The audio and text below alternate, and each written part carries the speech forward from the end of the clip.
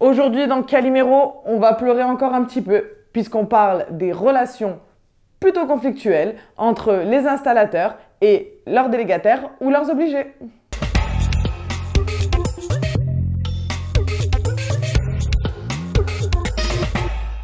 Des vues.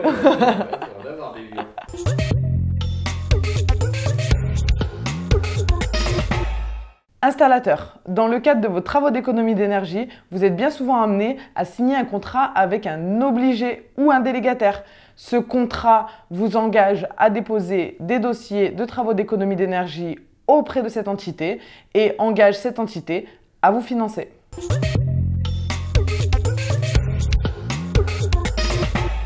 Bien souvent, la base du conflit vient de la relation contractuelle. En effet, vous pouvez avoir affaire à un obligé ou un délégataire qui vous parle de ses conditions habituelles, mais elles ne sont pas celles qui sont renseignées sur votre contrat. Il est important donc, en tant qu'installateur, de vous fier uniquement à ce qui est renseigné sur le contrat. La seconde problématique récurrente vient de la qualité des travaux ou du moins du jugement de la qualité des travaux. Il est important de savoir qu'un obligé ou un délégataire n'est pas forcément issu du milieu du bâtiment et il peut constater des inconformités sur lesquelles vous ne seriez pas d'accord. Ces inconformités-là viennent bien souvent d'une méconnaissance technique ou d'une méconnaissance du monde du bâtiment. Dernier point qui pose et qui posera encore problème, c'est le dossier administratif. En effet, les délégataires et les obligés sont très exigeants sur la qualité du dossier, ce qui ne vous paraît pas important en tant qu'installateur, l'est bien souvent pour un délégataire.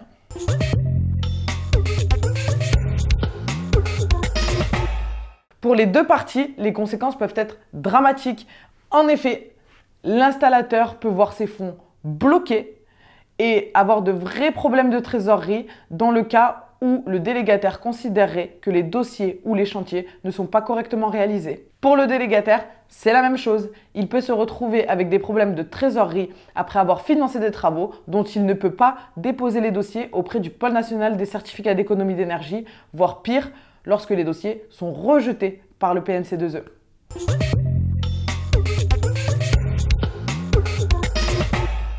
Pour éviter le conflit, et c'est le but, il est indispensable de se baser exclusivement sur le contrat. Votre relation doit être uniquement contractuelle, c'est-à-dire que vous devez absolument lire et relire votre contrat, mais également demander un cahier des charges pour ce qui concerne la partie administrative, mais également la partie technique, à savoir demander au délégataire ce qu'il attend de vous. Bien souvent, vous ne pensez pas à certaines choses. C'est pour ça qu'il est indispensable de passer par un spécialiste. Demandez à un consultant de vous aiguiller et de vous réexpliquer le contenu du contrat. Ça vous permettra à la fois de ne rien oublier, mais également de clarifier des choses qui ne le sont peut-être pas à l'écrit.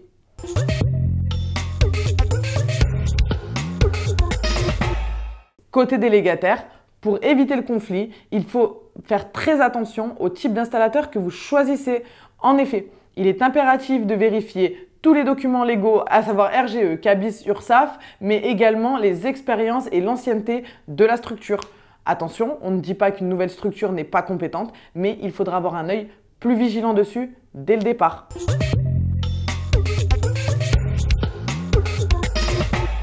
Et enfin, d'un côté comme de l'autre, pour éviter le conflit, il est indispensable d'avoir un suivi quotidien de vos dossiers.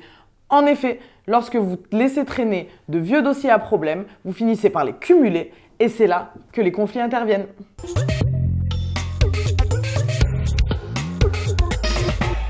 Quand le conflit est là et que les fonds sont déjà bloqués, il est indispensable et il n'y a pas d'autre solution que de discuter. Pour pouvoir discuter dans les meilleures conditions, mais surtout pour avoir tout l'éventail de solutions possibles, pareil, il faut vous adresser à une personne extérieure qui a déjà la maîtrise de ce genre de problème et qui pourra proposer aux deux parties des solutions adéquates.